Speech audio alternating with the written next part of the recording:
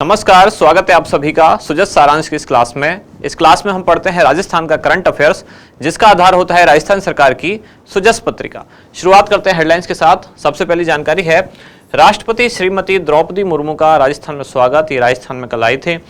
राजस्थान में 25 पक्षी घर बनाए जाएंगे और इस हेतु मुख्यमंत्री ने 43.5 करोड़ रुपए के बजट के प्रावधान का भी अनुमोदन किया है। कहां कहां बनाए जाएंगे? तो प्रदेश में जो 33 लवकुश वाटिकाएं हैं, एक पक्षी घर तो वहां होगा और उनके अलावा 17 अन्य स्थानों पर भी ये पक्षी घर बनाए जाएंगे। इसके अलावा अगली जानकारी है कि न्यूनतम आमदनी गारंटी कानून विधानसभा के चालू सत्र में लाया जाएगा। यानी सरकार चाहती है कि ऐसा भी एक विधेयक या ऐसा एक कानून बनाया जाए जिसमें न्यूनतम आमदनी की गारंटी हो, यानी कि मिनिमम इनकम या गारंटीड इनकम इसमें शामिल है। तो सरकार चाहती है कि बेरोजगारी को दूर करे, इसके लिए न्यूनतम आमदनी गारंटी कानून बिल लाया जाए। अगले पेज पर जानकारी है अनुप्रति कोचिंग योजना, जिसमें आवेदन की अंतिम तिथि 31 जुलाई है। अनुप्रति कोचिंग योजना किसके लिए है? ये विद्यार्थियों के लिए जो कोचिंग वगैरह की तैयारी करते हैं या किसी एग्जाम की तैयारी के लिए कोचिंग करते हैं, तो उनके लिए सरकार द्वारा ये योजना संचालित है। लाइमस्टोन, नागौर और देह में 21 ब्लॉक तैयार हुए हैं, 7 ब्लॉकों की नीलामी। और यहाँ राजस्थान सरकार फसलों में फड़का कीट की आशंका पर सतर्क। कृषि मंत्री ने कहा कि कीट नियंत्रण रसायन पर 50% तक अनुदान दिया जा रहा है। बीकानेर से समाचार, जहां 400 वरिष्ठ नागरिक झूमते गाते तीर्थ यात्रा पर रवाना हुए, तो वरिष्ठ नागरिक तीर्थ यात्रा योजना से संबंधित ये जानकारी है। इस योजना में अब जो संख्या है वरिष्ठ नागरिकों की वो बढ़ा दी गई है। पहले इस योजना के अंतर्गत 20,000 वरिष्ठ नागरिकों को तीर्थ यात्रा कराई जाती थी। अब नए बजट में ये घोषणा की गई कि इनकी संख्या 20 से बढ़ाकर 40,000 कर दी गई है, जिसमें 36,000 वरिष्ठ नागरिकों को रेल मार्ग द्वारा और 4,000 वरिष्ठ नागरिकों को वायुयान मार्ग द्वारा तीर्थ यात्रा कराई जाएगी। पेयजल से जुड़े कार्यों में लापरवाही बरतने वाले अभियंताओं पर कार्रवाई होगी। जयपुर डिस्कॉम में 26,200 लंबित प्रकरण निस्तारित, 18.79 करोड़ रुपए राजस्व मिला। और यहाँ है चिरंजीवी स्वास्थ्य बीमा योजना, जिसमें 2 नए अपडेट क्या है। तो एक तो इसमें स्वास्थ्य बीमा की जो बीमा राशि है 10 लाख से बढ़ाकर 25 लाख रुपए की गई है। साथ ही अब प्रदेश के बाहर भी अंग प्रत्यारोपण करवाने पर पुनर्भरण मिल सकेगा। इसके बाद हमारा इंडेक्स 3 मुख्य जानकारियां आज हैं। कौन कौन सी? एक तो राजस्थान में 50 पक्षी घर बनाए जाएंगे, कीट नियंत्रण रसायन पर 50% तक अनुदान मिल सकेगा और अनुप्रति कोचिंग योजना के बारे में थोड़ी सी जानकारी आज लेंगे हम। सबसे पहले राजस्थान में 50 पक्षी घर बनेंगे। कहाँ बनेंगे ये? तो अलग अलग 33 जिलों में जो 33 लवकुश वाटिकाएं हैं वहाँ एक, उनके अलावा 17 अन्य स्थानों पर भी पक्षी घर बनाए जाएंगे। इस हेतु कुल बजट रखा गया है 43.5 करोड़ रुपए, यानी कि पूरे के पूरे 50 में मिलाकर।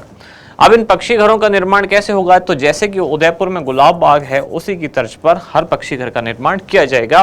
अब इसमें जो भी खरीदी होगी, यानी कि जैसे पक्षी घरों का निर्माण होगा, पक्षियों के लिए भोजन वगैरह खरीदना है या विदेशी कुछ पक्षियों की भी खरीद करनी है, तो प्रति पक्षी घर कितना? 87 लाख रुपए रखा गया है। तो 87 लाख को 50 से गुणा करेंगे तो लगभग इतना आएगा 43.5 करोड़ रुपए। फिर है कीट नियंत्रण रसायन पर 50% तक अनुदान मिलेगा। तो अभी फसलों की सुरक्षा में थोड़ा सा ऐसा लगता है सरकार को कि ये जो फड़का कीट है इसके फैलने की आशंका है। इसके फैलने की आशंका को देखते हुए पहले से ही सरकार ने कीट नियंत्रण रसायन पर अनुदान देने की घोषणा की है। यानी कि अगर किसान कीटनाशक खरीदता है तो उसको सरकार द्वारा अनुदान दिया जाएगा। अब इसमें अनुदान कितना दिया जा सकता है? या तो रसायन की जो लागत है उसका 50% तक, या फिर अधिकतम कितना? 500 रुपये प्रति हेक्टेयर, अधिकतम 2 हेक्टेयर तक। 500 रुपये प्रति हेक्टेयर, अधिकतम 2 हेक्टेयर तक, तो यानी 1,000 रुपये अधिकतम हो गए। या फिर जो राशि है, जो रसायन की राशि है उसका जो 50% होगा, इनमें से कोई एक दिया जा सकता है। अनुदान राशि किसानों के खाते में डायरेक्ट बेनिफिट ट्रांसफर के माध्यम से हस्तांतरित की जाएगी। एक खास बात यह है कि सरकार द्वारा कीट नियंत्रण के लिए 2 रसायनों का सुझाव दिया गया है। कौन कौन से वो 2 रसायन हैं? एक है मेलाथियोन और दूसरा है क्यूनालफॉस। तो ये आपके प्रीलिम्स एग्जाम में ऐसे क्वेश्चन पूछे जा सकते हैं। आपको लगेगा साइंस एंड टेक्नोलॉजी का भी पार्ट है, करंट अफेयर्स का भी पार्ट है। तो दोनों जो रसायन है मेलाथियोन और क्यूनालफॉस, ये किससे संबंधित है? ये कीटनाशक हैं और इनके छिड़काव की एडवाइजरी सरकार द्वारा दी गई है। फिर है मुख्यमंत्री अनुप्रति कोचिंग योजना, जो प्रारंभ हुई थी वर्ष 2021-22 में। इसमें 2-3 अपडेट क्या क्या हुए। जब प्रारंभ हुई थी तो 10,000 छात्र छात्राओं के लिए ये योजना थी। उसके बाद संख्या बढ़ाकर कर दी गई 15,000 और अब नए बजट यानी कि 2023-24 में संख्या बढ़ाकर कर दी गई है 30,000। किस विभाग द्वारा संचालित है? तो पढ़ाई से संबंधित योजना है, लेकिन शिक्षा विभाग से नहीं, ये सामाजिक न्याय एवं अधिकारिता विभाग द्वारा संचालित है। क्या है योजना का उद्देश्य?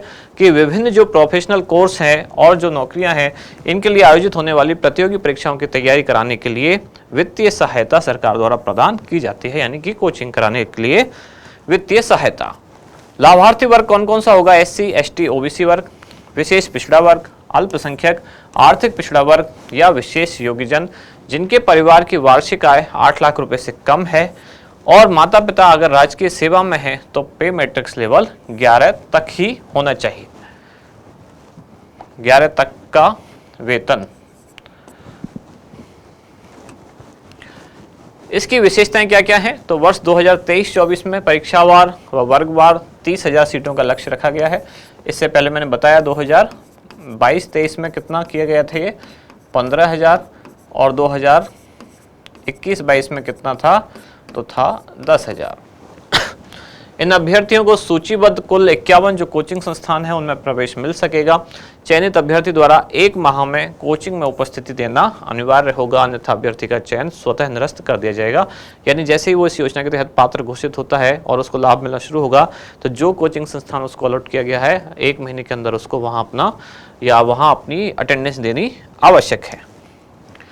इसके बाद आज का अभ्यास प्रश्न क्या है कि फड़का कीट नियंत्रण हेतु राज्य सरकार द्वारा निम्नलिखित में से कौन से रसायन के छिड़काव हेतु एडवाइजरी जारी की गई है? मेलाथियोन, क्यूनोलफॉस, 2,4-D या फिर A और B दोनों। क्या होगा सही उत्तर? बताएं आप कमेंट्स में। अब मिलते हैं कल अगली न्यूज के साथ अगली क्लास में। धन्यवाद।